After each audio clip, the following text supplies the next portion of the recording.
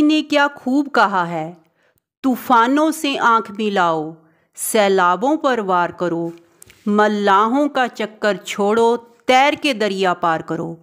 Hello friends, मैं नीरू बाला फिर से हाजिर हूँ एक नई रचना के साथ जिसका शीर्षक है अतिथि देवो भव। तो बिना देरी किए शुरू करते हैं अतिथि देवो भव। सारा अल्लाह पाक को मानने वाली और उसकी बनाई खूबसूरत दुनिया की एक नेक बंदी थी। सारा, उसका बड़ा भाई इजाज़ और अम्मी अब्बू अपनी छोटी सी दुनिया में बहुत खुश थे, परंतु यह खुशी उन्हें ज़्यादा दिन तक नसीब ना हुई। अचानक एक नामुराद बीमारी ने सारा की अम्मी को अपने शिकंजे में कस लिया। सारा के अब्बा ने बहुत इलाज कराया, परंतु दिन ब दिन उनकी हालत बिगड़ती ही चली गई।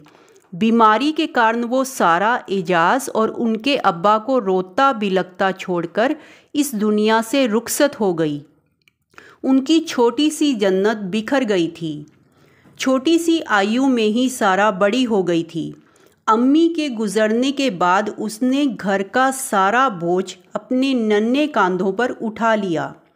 घर का काम धंधा वो ऐसे करती जैसे वो बहुत कुशल गृहिणी हो। सारा का बड़ा भाई अम्मी के गुजरने के पश्चात बहुत उदंड हो गया था। अब्बा जान भी अपने बच्चों को आवश्यक समय ना दे पाते थे। बेगम की अकस्मात मृत्यु ने सारा के अब्बा को अंदर तक तोड़ दिया था। अब्बा जान भी सुबह सवेरे ही काम पर निकल जाते और सांझ ढले घर आते। वो कई बार इजाज़ को समझाते, पर दिन ब दिन उसकी उदंडता कम होने के स्थान पर बढ़ती ही चली गई। उम्र के एक नाजुक मोड़ पर इजाज़ गलत लोगों की संगत में पड़ गया। इजाज़ विदेशी अलगाववादी मजहबी ताकतों के हाथ की कठपुतली बन चुका था। उन विदेशी जहादियों ने इजाज़ को जिहाद के नाम पर घृणा का ऐसा कड़वा जहर पिलाया कि इजाज़ उनके चक्रव्यूह में उलझता ही चला गया और अपने हम वतन लोगों की जान का दुश्मन बन बैठा। अब्बा जान ने अल्लाह पाक का वास्ता देते हुए इजाज़ को बुरे लोगों की संगत छोड़ने की इल्तिजा की, परंतु उसके कान से जूं न रेंगी। अब्बा जान हर समय अंदर ही अंदर घुटते रहते। एक दिन तो उन पर वज्रपात हो गया जब उन्होंने इजाज़ के पास बंदूक देखी।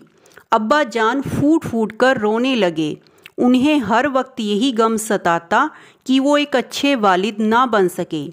सारा अब्बा जान की बिगड़ती हालत से बहुत फिक्रमंद थी। उसने उन्हें बहुत समझाया, मगर वो तो इजाज़ की स्थिति के जिम्मेदार खुद को मानने लगे थे। इसी गम को लिए वो एक रोज़ इस दुनिया से विदा हो गए।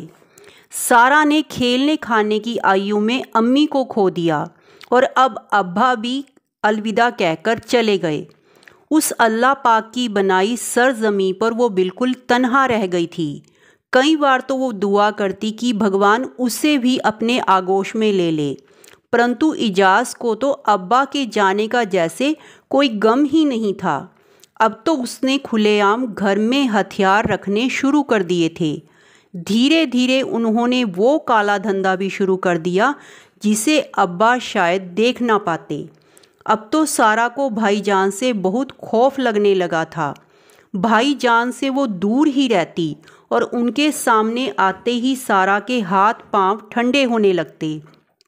सारा कई बार सोचती कि वो भाईजान को लोगों का अपहरण करके पैसे ऐंठने के घिनौने काम को छोड़ने के लिए कहे। भाईजान तो इंसानी दुख दर्द से परे थे। उन्हें किसी की आहों से कोई फ़र्क नहीं पड़ता था। वो जिहाद करना चाहते थे, इसलिए वो हमेशा गैर मजहबी लोगों को पकड़ लेते और पैसे ऐंठने के बाद उन्हें छोड़ने की बजाय कत्ल कर देते। उन्होंने कुरान शरीफ में मौजूद शब्द जिहाद का आशय ही बदल दिया था।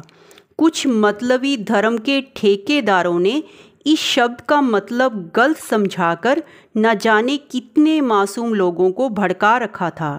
सारा कई बार भाईजान से इस शब्द का सही आशय समझाने की कोशिश कर चुकी थी, परंतु परिणाम यह हुआ कि भाईजान का खौफ उसे सपनों में भी डराने लगा था।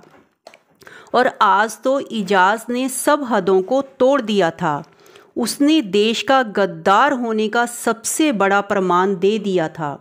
वो एक विदेशी लड़की जो हमारे देश की तहजीब, खूबसूरती और संस्कृति का एकाकार करने आई थी, उसी को नज़रबंद कर लिया था। सारा की आंखों में खून उतर आया। लड़की का नाम जैनी था। वो जार जार रो रही थी और हाथ जोड़कर इल्तिजा कर रही थी। इजाज़ और उसके साथियों ने उसके हाथ पैर और मुंह बांध दिए। रात को सारा ने खाना बनाया और जैनी को खिलाने गई। भाईजान का कमरा जैनी के कमरे के साथ ही था। सारा थाली लेकर आई। भाईजान ने थाली की तलाशी ली और सारा को अंदर भेज दिया। जैनी की आंखें सूज गई थी। सारा ने जैनी को खाना खिलाने की बहुत कोशिश की, पर वो बार बार कुछ कह रही थी। विदेशी होने की वजह से सारा उसकी बात तो नहीं समझ पाई, मगर इतना ज़रूर जान गई कि वो क्या कहना चाहती है। सारा ने इशारों में ही उसे यकीन दिलाने की कोशिश की कि वो उसकी मदद ज़रूर करेगी।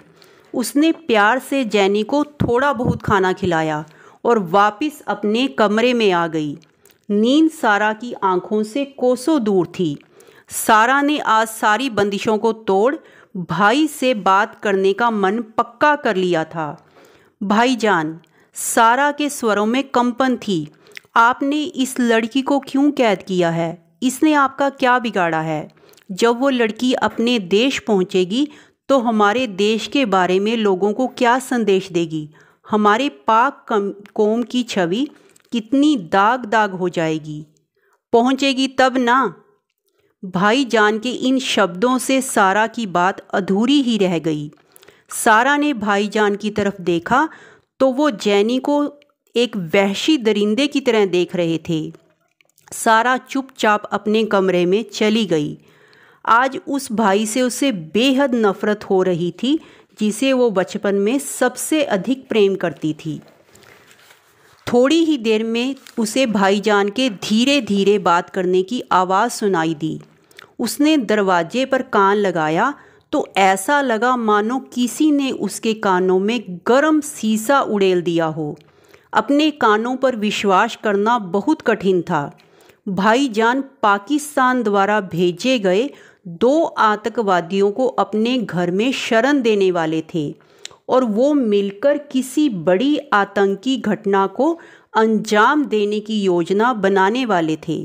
और अब सारा अच्छे से समझ गई थी कि भाईजान जैनी को क्यों नज़रबंद करके लाए हैं, क्योंकि भाईजान फ़ोन पर कह रहे थे कि उन्होंने शराब और शबाब दोनों का इंतज़ाम कर लिया है।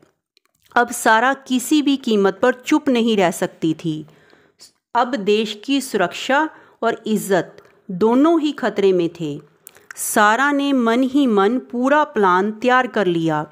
उसने अपने सारे जेवर और जो भी उसके पास नकदी पूंजी थी इकट्ठी कर ली। अब उसे इंतज़ार था कि कब भाईजान घर से उन आतंकवादियों को लाने के लिए निकले, क्योंकि इस थोड़े से समय में ही अपनी योजना को कार्यान्वित रूप दिया जा सकता था। सारा की दुआएं कबूल हो गई। भाईजान उन आतंकवादियों को लाने के लिए घर से निकल पड़े। जैनी के कमरे के बाहर 2 पहरेदार थे, असलम और फरहान। सारा ने उनमें से असलम को अपने पास बुलाया और अपने सारे जेवर और नकदी देते हुए मदद की इल्तिजा की। पर बाजी, भाईजान आपको छोड़ेंगे नहीं, आपकी जान को खतरा है। मैं अच्छे से जानती हूँ असलम, मगर यह कदम नहीं उठाऊंगी तो क्या जवाब दूंगी अपने अब्बू अम्मी को और अपने देशवासियों को। तुम मुझे अपनी बड़ी बहन मानते हो ना? बस इतना काम कर दो और यहाँ वापस मत आना। आप भी हमारे साथ चलिए बाजी। नहीं असलम, अगर हम तीनों इकट्ठे निकलेंगे तो भाईजान ने जो पहरेदार बाहर खड़े कर रखे हैं उनको शक हो जाएगा।